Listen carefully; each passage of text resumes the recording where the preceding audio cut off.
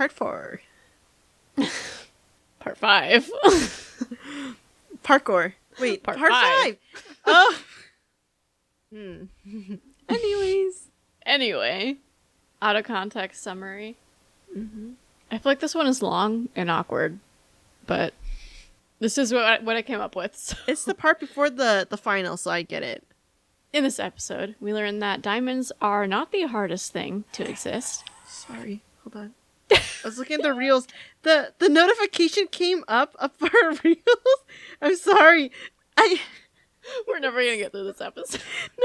No. Okay, let's resume. Anyway, in this episode, we learn diamonds are not the hardest thing to exist. Despite multiple jabs at Polly's intelligence, we find out that he does in fact have brains, and the pee-pee stack gets higher. Thank you for coming back from our replay reviews. My name is Leah. And my name is Kathy. We are two friends who are here to replay, review, and analyze your favorite video games. And since Kathy has never seen the games before, it helps me view them through her fresh eyes, almost like I'm discovering them again for the first time. We hope it'll be a similar experience for you.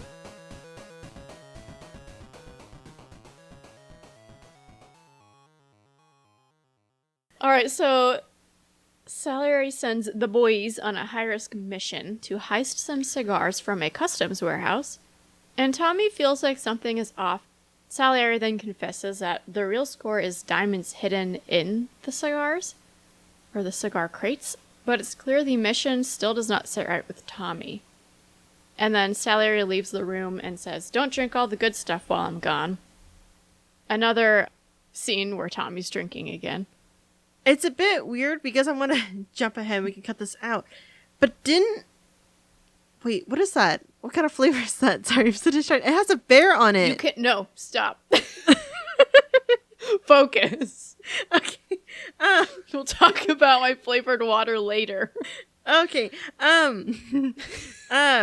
Well, I'm going to... Hold on. Let me... I can't when I'm looking at you. You're listening. It's not even funny.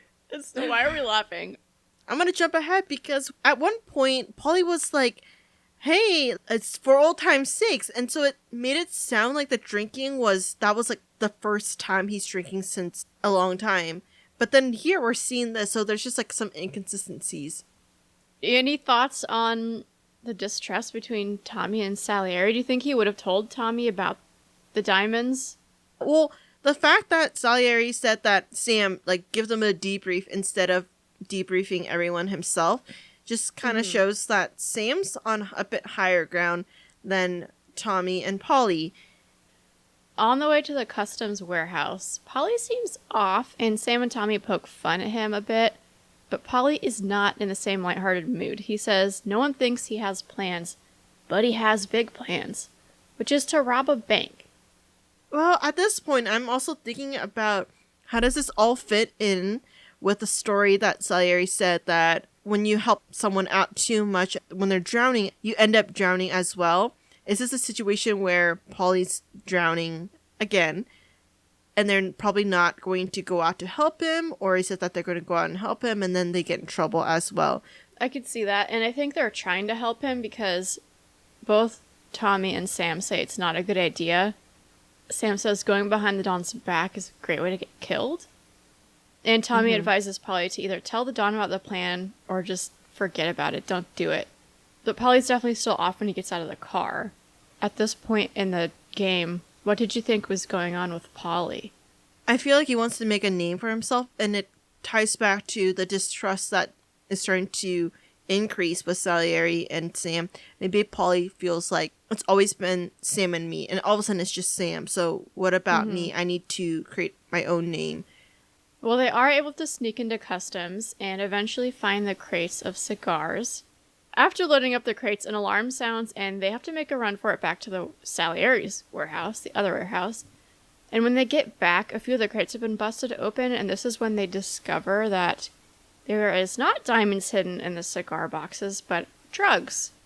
And they're all very caught off guard to learn that they've been lied to. Polly says, "We put our necks on the line for this shit." And Sam responds, looks like it, and then suggests that they don't tell Salieri. They all agree and say nothing as Salieri walks up. This feels like a line's been crossed here, right? Exactly. They're being lied to.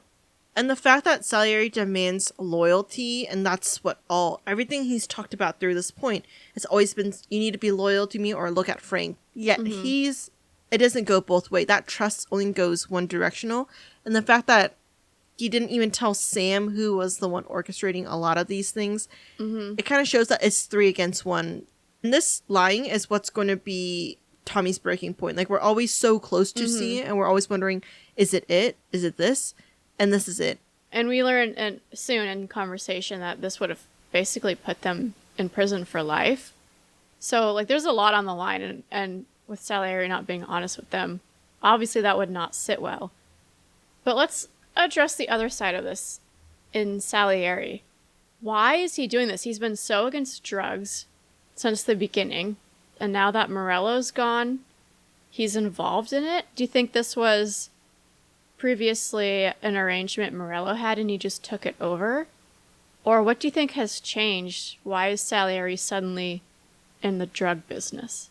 I thought it was because Salieri, one, probably went off the rocks with the changing with this bloodthirstiness that we've seen.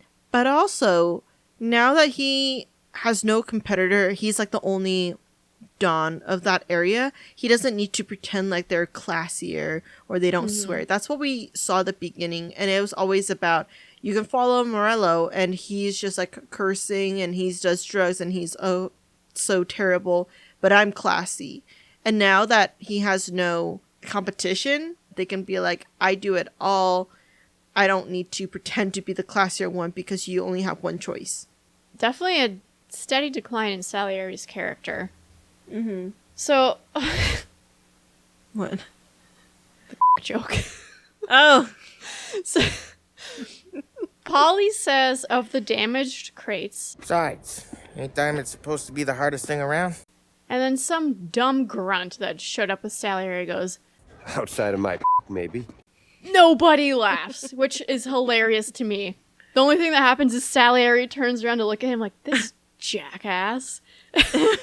Nobody laughs, and I think it's brilliant. And the thing is that he does like a hand gesture too to make it more obvious.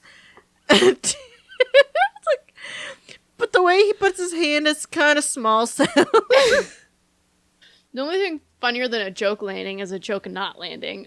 And then I love when Sam walks past him later and like shoves him out of the way. But moving on. Polly is hurt when Salieri hands over the crates to some other goons, including stupid joke boy. So I have a few questions here. Number 1, where's the trust? And number 2, does Salieri just not want them to know about the dope because he's ashamed? He doesn't want them to know because he's planning to cut them out on their share of whatever money that they make. Because if he tells them they're cigars and he sells and gets a whole bunch of money with the dope, he's probably not going to give all that money because it's not proportional to like the diamonds and everything.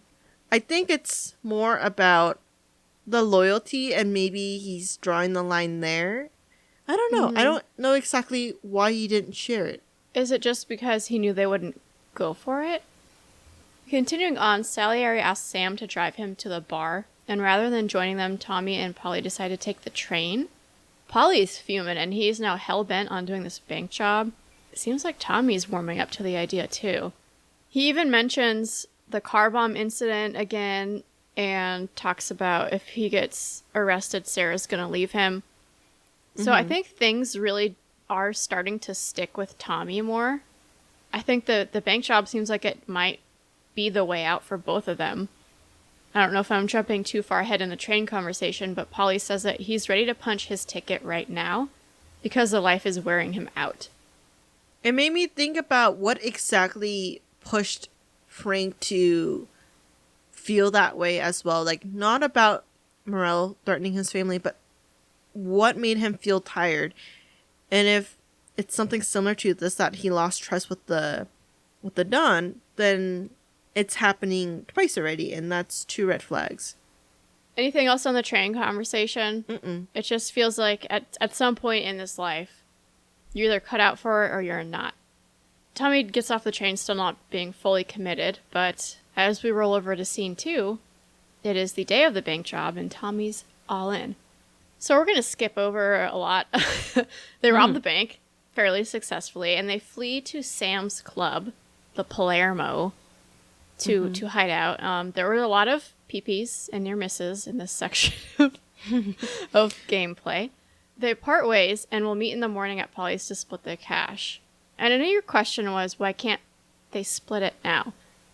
And I think that's a good question. All I can think is they don't have another bag, which seems like poor planning. The next morning, Tommy's at home and he's acting weird, and Sarah gets suspicious. Tommy's talking about, let's go on a trip. I came into some money. Pack a few bags. And Sarah says, you and Polly are suddenly flush and now you want to leave town for a few days? That don't square. You're nervous about something. Probably you don't even know why yet. You better figure it out before you get to Polly's, just in case it's him that's got you all wound up. I jumped around a bit in the conversation, but that's the gist. She's smart. She is absolutely smart. love her character. I think it's because she's been around Polly for so long before Tommy joined it that she has a really great read on people. And the fact that she knows Tommy's probably pretty squirrely. Tommy's hanging out around Polly. He's getting squirrely. Then it's kind of obvious what's going on. Tommy does head to Polly's where he finds him dead on the floor. Not expecting that. I was know. expecting him to run away with the money or something. That was probably one of the biggest shocks I've seen so far. You were in denial for a second. You were like, is that Polly or is that a kid? I know. He looks skinnier. Well, should we say so long for Polly? Yeah, I guess so. I know what he does is wrong with all the killing and the robbing, but in terms of relative to other so longs right now and of other mafia members with that perspective, I think he's a mother respecter because he offered Tommy and Sam the opportunity to rob a bank with him, to split the money, and he didn't run away with the money. So I feel like that's kind of mother respecter. Yeah, I struggle with this one a lot. Because in terms of relative to this game, I want to call him a mother respecter. But he also shot at the waitress that was being used as the shield without hesitation. I would have liked at least a little bit of hesitation. So I am honestly might have to land on mother neutral for Polly. Begrudgingly. I expected his character to steal the money and run away, yet he didn't. Or maybe he did and he just never got to it. It proved that my judgment was wrong, so I feel like because of that, he gets slight points for a somewhat redemption act from my point of view. So, yeah, I think it's... Yeah, we'll do a neutral and a respecter, so a mother... Mother neutral. New specter. Respecter, yes. Somewhere in that range. Well, Tommy is searching the apartment for the cash and is unable to find it when the phone rings. And it's Sam looking for Polly. He says he was going to warn him that Salieri found out about the bank job. He tells Tommy, you gotta disappear. Tommy asks for some cash to help get his family out of town, and he goes to meet Sam. But when Tommy gets to the meet, he's greeted at gunpoint, and Sam tells him, you and Polly put me in a bad spot. And he's right. They really did put him in a bad spot. Right?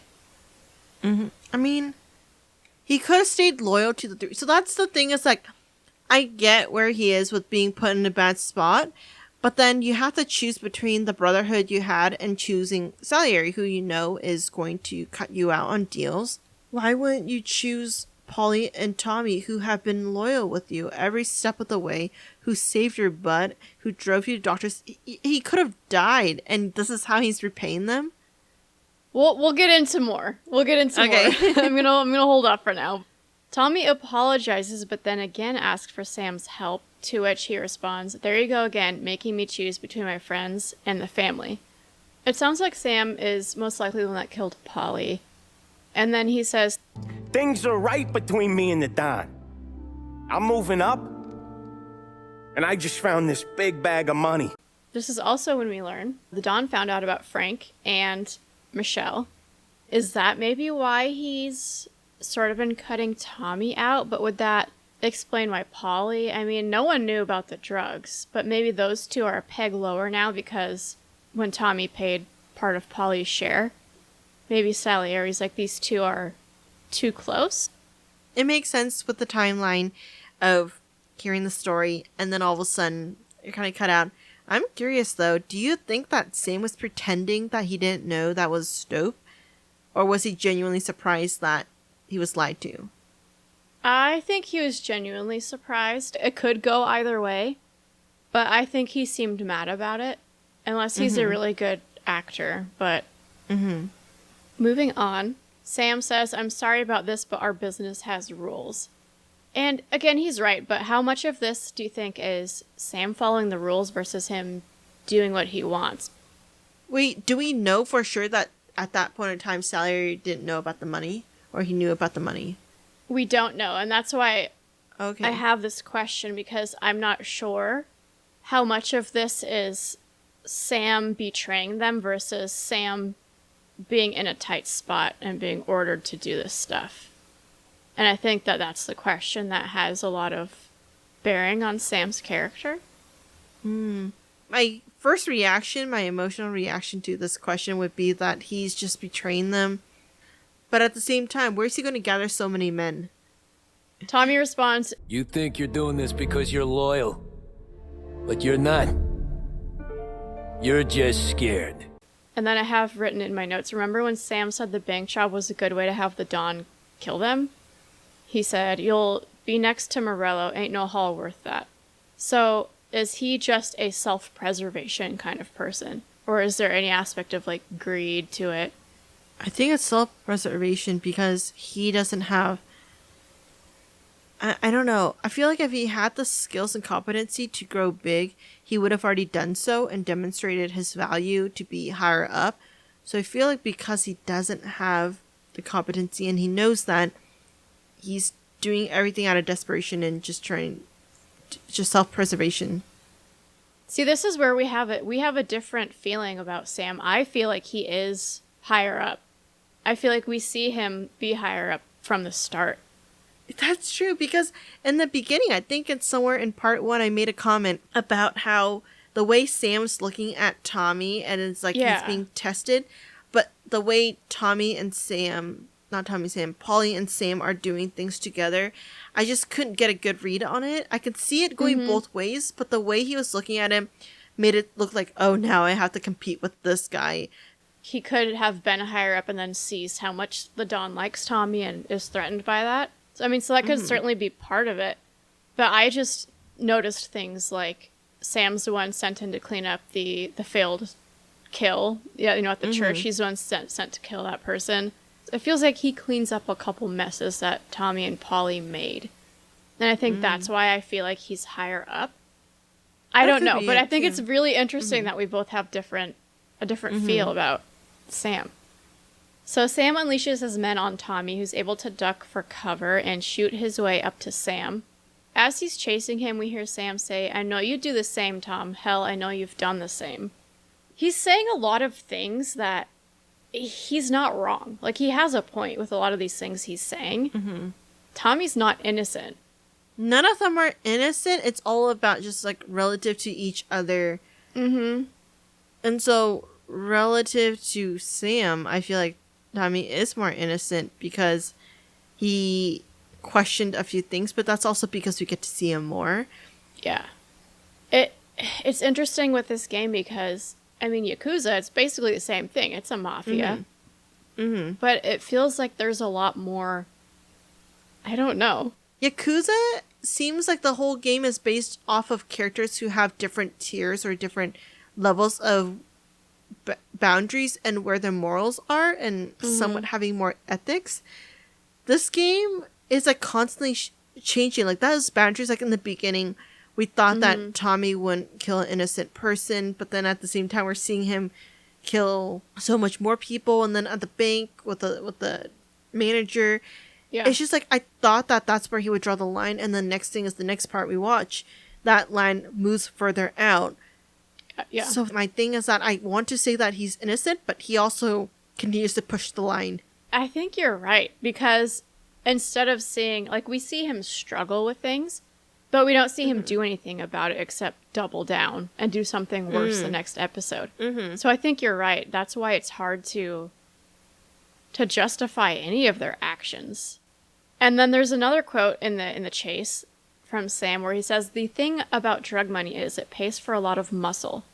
So what do we think is happening here? Number one, did Sam turn Polly and Tommy in exchange for being cut in on the dope profits? Did he sort of strong-arm the Don here? Or did Salieri tell Sam about it in the car ride, about the dope, and he just trusted Sam more?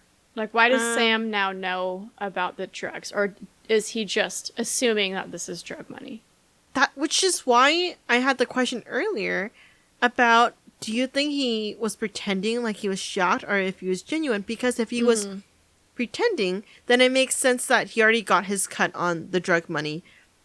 But if he was genuine about that, it has to be a recent thing. It's really hard to get a read on how much Sam knew beforehand and how much the Don was keeping from all of them. Tommy does catch up to Sam, who tries to bargain with him, saying that he'll tell the Don that Tommy's dead. Tommy does not accept and does kill Sam. Well, there was a moment that Tommy hesitated on pulling the trigger. So I'm questioning what exactly made him hesitate. Is he just thinking about the pros and cons? Is he just refusing to kill Sam out of loyalty for this former bromance thing that they got going on between the three of them? Is it that he doesn't want to cross the line that now has been pushed a bit further out? Yeah, that's a great question, because as we've been talking about, it's hard to get a read on where Tommy's morals lie. Because he's not okay with murder, and then the next minute he is okay with murder. And so is it who's being murdered that's the issue? That could be why he struggles with this, because Sam was his friend. Then he mentions Polly, and that's when he kills him. So is it anger of the betrayal that pushes him over the edge into being able to kill him? Maybe.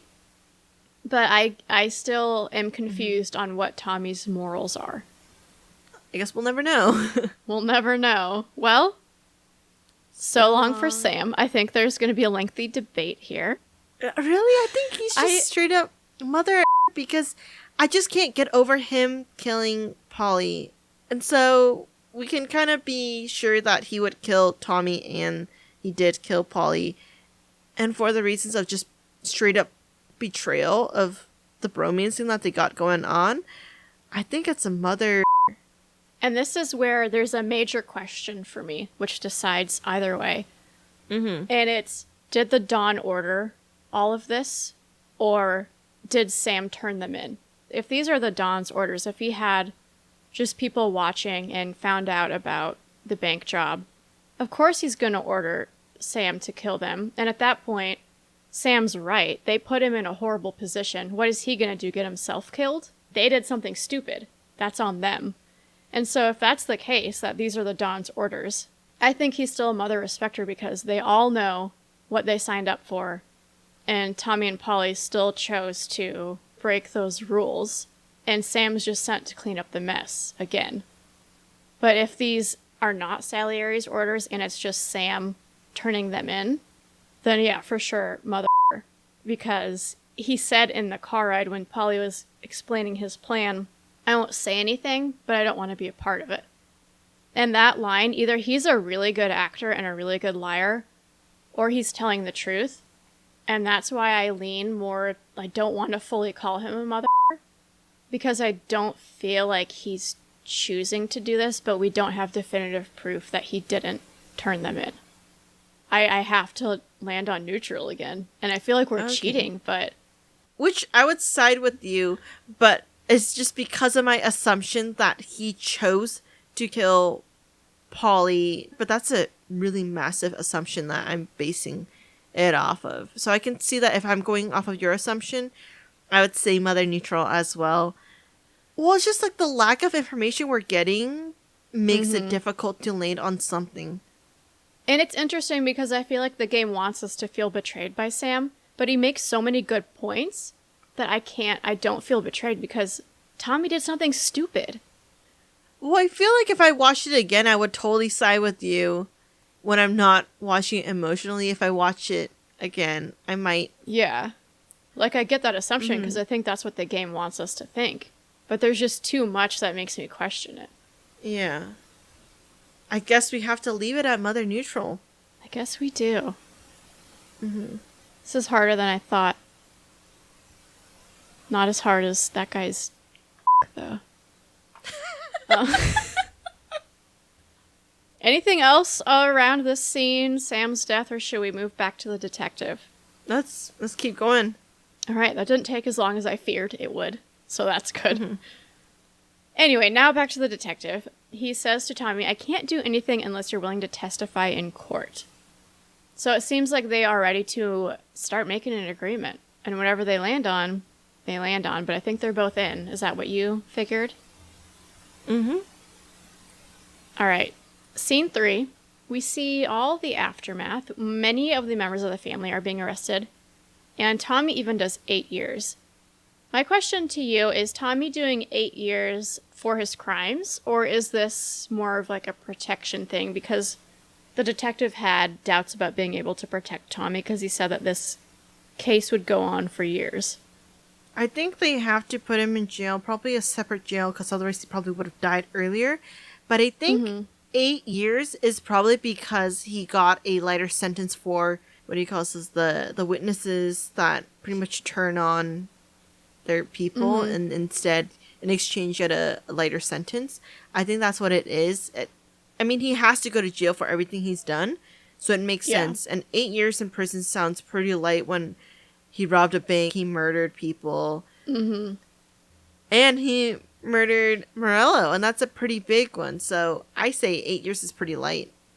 Well, yeah, and we know that the detective wanted to close that Morello case, so he can't close that without charging Tommy with something. We do see that Tommy, after he's released, gets to see his daughter get married. But not long after that, 2 men confront him in his front yard and say, Mr. Salieri sends his regards. And shoots him. I'm sure you have a reaction to this, but my looking at your face, my first question is, why Mr. Salieri and not Don Salieri? That's actually a really good point. I didn't even catch that. It hit my ear funky. Well, I think the Don is still in jail. I don't think these people have ever really served under the Don. And so for them just being a bit more distant from him is probably Mr. Salieri. Or it's a way to kind of show his power extends pretty far out beyond the Mafia. Like maybe these people aren't part of the Mafia, but they're just contracted hitmen. All good options, but it's pretty impressive that years later, and assuming from prison, Salieri can still carry this hit out. That's what I'm thinking too. I'm actually slightly impressed by that. The fact that Tommy knew it was going to happen and was telling his family, like, it's okay, like, and the fact that he also didn't run or fight it, he knew this was coming. He even says, you're safe now. And like you said, he didn't seem surprised, and he didn't even seem like he wanted to fight it. He's okay with it because he knows that, like, his family's no longer a target. And he does die surrounded by his family. And Tommy's last line is, Remember that money, jobs, even best pals will come and go. But family is forever. and obviously this has a double meaning because it's talking about his family and the Mafia family. And the music gets a little ominous here as well. And this kind of ties back to Sam's quote when he said, "You're making me choose between friends and the family." At this point, Sam understood how far the reach of Salieri is. And maybe even that scene and what happened there kind of taught this lesson to Tommy that, like, you cannot escape the family. Because this is also when he learns that Frank was eventually tracked down and killed too. Frank was just being dumb by exposing his face all over the freaking place. In like Europe, though. But like gambling places, like the one place where you know would have the most number of mafia and gangs and everything, you go there and you expect to not be spotted. Yeah, I mean, I'm not saying it wasn't stupid, Okay, but yeah. I'm saying... Yeah, I get your point. Maybe The Tommy family. realized, like, yeah, at some point you're gonna make a mistake. And they're gonna find you. So I really like the line that it ends on with the family is forever, because it really just ties it up. There's just no winning. Yeah, I liked it too. I'm actually genuinely surprised I'm okay with this kind of ending, because there is some kind of closure. I think it's the first time we agree on liking the same kind of ending. Yes. Family is Forever is such a great way to end it. It's impressionable, because his own family stayed with him even after going through jail, even after everything. That loyalty that he gets from his own family is like a different type of loyalty, that this is a willing to stay together and to still wait for him. Because Sarah could have just like taken off, right? But no, she stayed.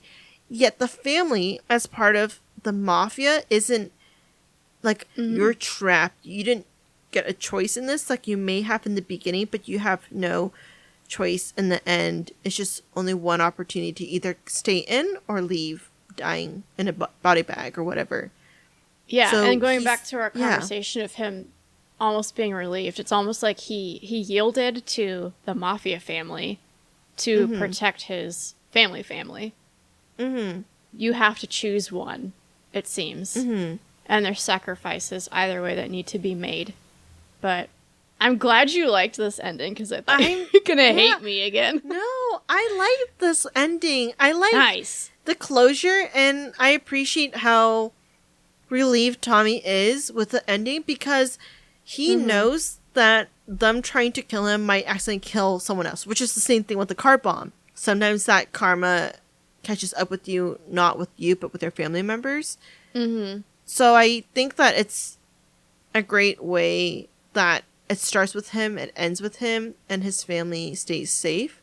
I appreciate that. You're definitely right, because when Sam's telling him that Frank got offed, Tommy asks him what about his family, and Sam doesn't know. So even at that point, he's like, what happens to my family if I get caught? So I think that does become, as the game moves forward, I think it becomes more important to him. Mm-hmm. Yeah, I think as his character progresses, his desire to protect his family progresses. Mm-hmm. And that's maybe why we get confused by his morals, because it's not really highlighting the right growth that we see in his character. So, going back to the Sam thing, so I thought we were done with that topic, but about family and him, he pretty much separates it that Salieri and everyone else is family, and then Tommy and Polly are friends. What made those two go into the friend category? Like, is it all because he just wanted to leave the family and all of a sudden they get kicked out and shunned into the friend category? Why can't them three be their own family members? Sam's perspective is probably that they betrayed the family by doing this, because we even hear all the goons in this giant shooting scene say things like, nobody eats alone, and you don't step out on the family. So like everyone's mad at Tommy for doing this bank job. So I think maybe it's a bigger rule than we understand it to be. And so I think that Sam's perspective would be, you chose to betray the family, and therefore you're no longer a part of it. Which, I guess, for Sam, the morals has always been protect the family over any person. Mm-hmm.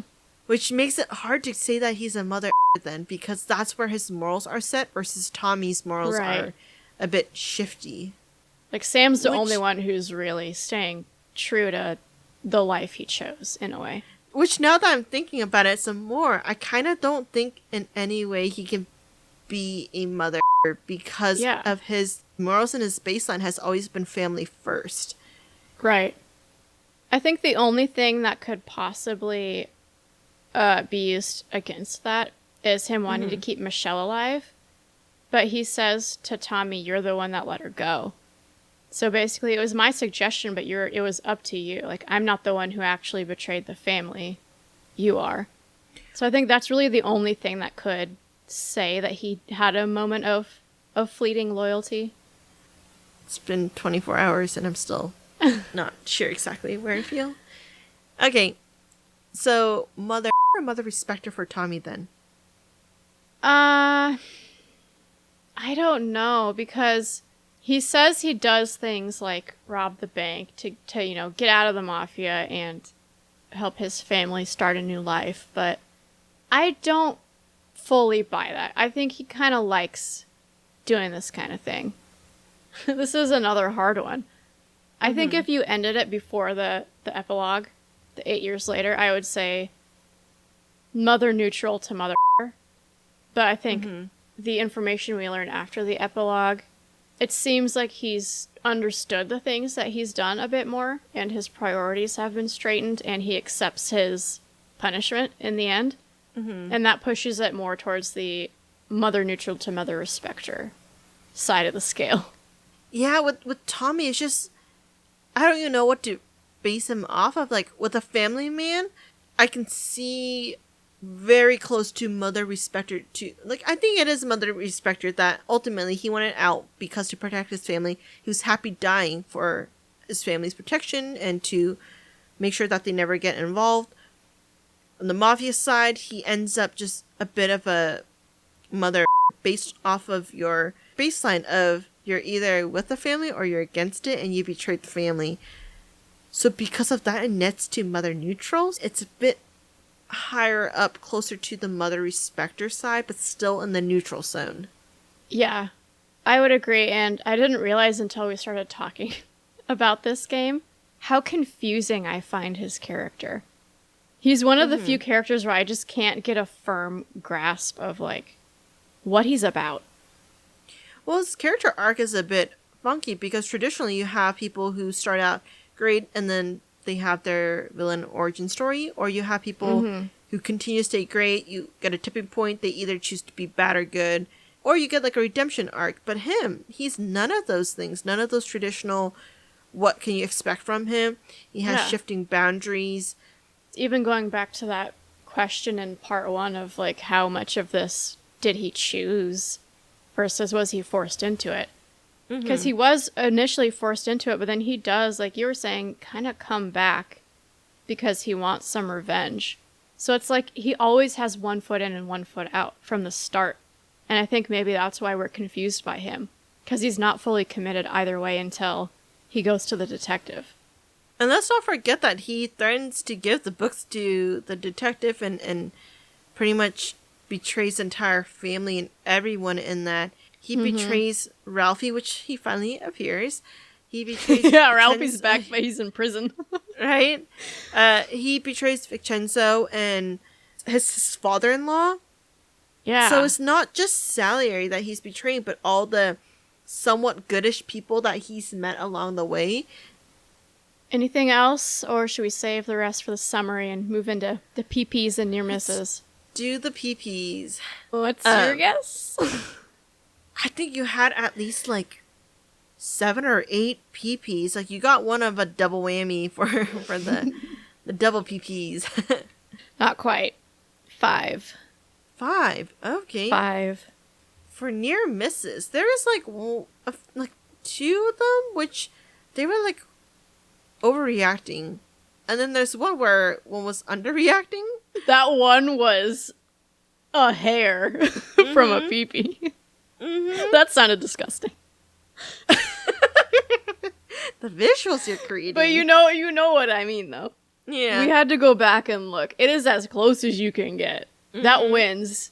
That woman, that NPC wins the near miss. She's the queen of near misses. Yeah. Let's do 5 again. 7. Oh my god, you almost had him if you had reversed. Well, that was hard. It was not as hard as that guy's. Okay. Oh god. Any closing thoughts, or should we end the episode? We'll end the episode. I'm sure we'll have more to discuss in the summary. Looking forward to it. Audacity on 1, 3, 2, 1. Thank you for listening, and don't forget to send in any questions, comments, or game suggestions. You can find all our contact info on our website, replayreviewspod.com, or contact us directly through our site. Did we completely miss something? Are we way off the mark?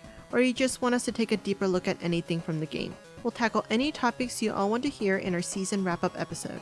We also have a Reddit where we discuss anything we're curious about. Go take a look and let us know what you're thinking. Our theme music is Condemned by Eggy Toast. They'll play you out, and we'll be back next week with the summary episode.